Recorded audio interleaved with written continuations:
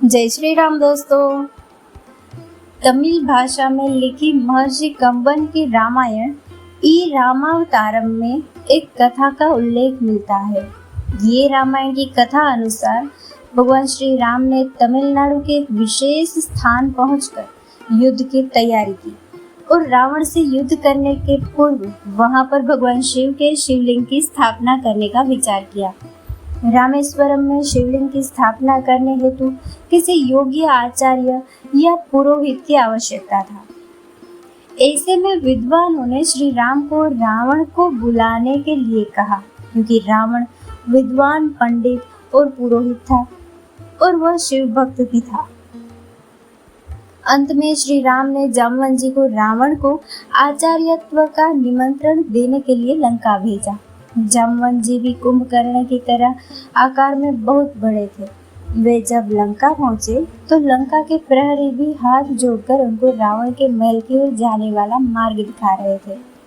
महल के द्वार पर स्वयं रावण उनके अभिनंदन के लिए पहुंचा। तब जामवन जी ने मुस्कुराते हुए कहा कि मैं इस अभिनंदन का पात्र नहीं हूँ। मैं वनवासी श्री राम का दूत बनकर आया हूँ। उन्होंने तुम्हें सादर प्रणाम कहा है। यह सुनकर रावण ने कहा, आप हमारे पितामह के भाई हैं। इस नाते आप हमारे पूज्य हैं। आप कृपया आसन ग्रहण करें। यदि आप मेरा निवेदन स्वीकार कर लेंगे तभी संभवतः मैं भी आपका संदेश सावधानी से सुन सकूंगा।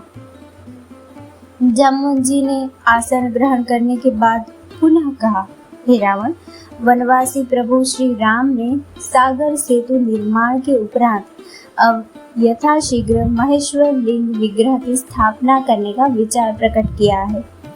इस अनुष्ठान को संपन्न कराने के लिए उन्होंने ब्राह्मण, वेदज्ञ और शैव रावण को आचार्य पद पर वरण करने की इच्छा प्रकट की है।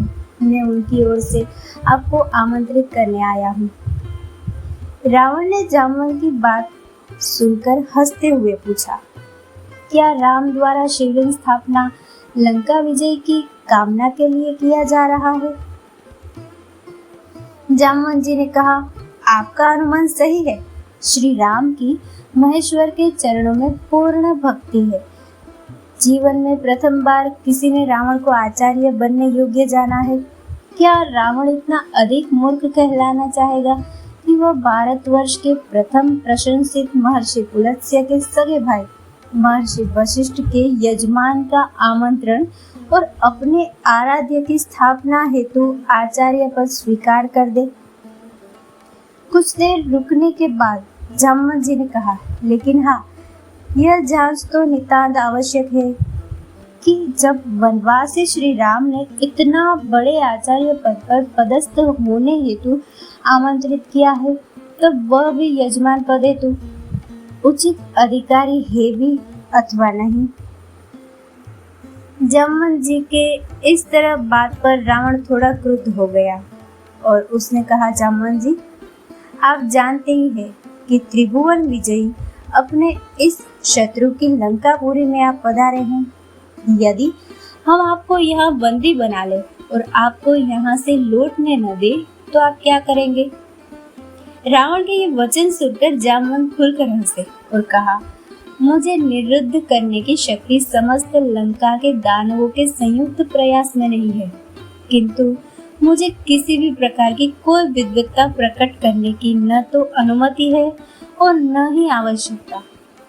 कुछ देर रुकने के बाद जामवन जी फिर से बोले, हे रावण, ध्यान रहे, मैं अभी एक ऐसे उपकरण के साथ यहाँ उपस्थित हूँ जिसके माध्यम से धनुर्धारी लक्ष्मण यह हम दोनों की यह वार्ता देख और सुन रहे हैं।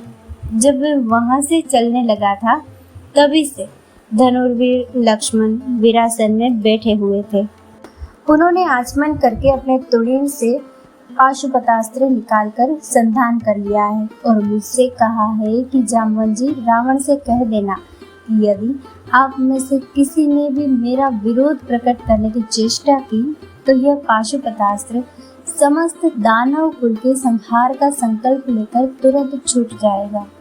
इस कारण भलाई इसी में है कि आप मुझे अविलंब वाचिक प्रत्युत्तर के साथ सकुशल और आदर सहित धनुर्धर लक्ष्मण के दृष्टि पथ तक वापस पहुंचने की व्यवस्था करें।